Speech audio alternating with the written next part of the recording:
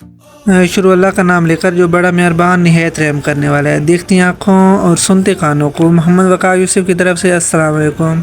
उम्मीद करता हूँ सब खैरियत से होंगे। फ्रेंड, इस वीडियो में मैं आप लोगों के लिए कुछ ख़ास लेके आया हूँ।